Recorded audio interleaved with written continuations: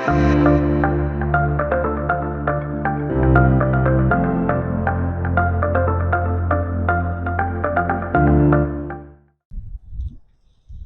a new kid on the block.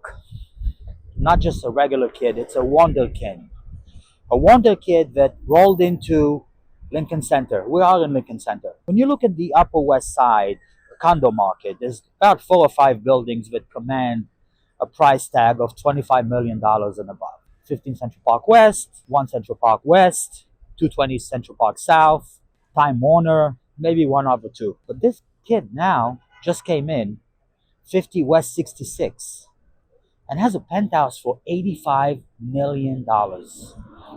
Numerous units for $50 million, and then 20, 25 million.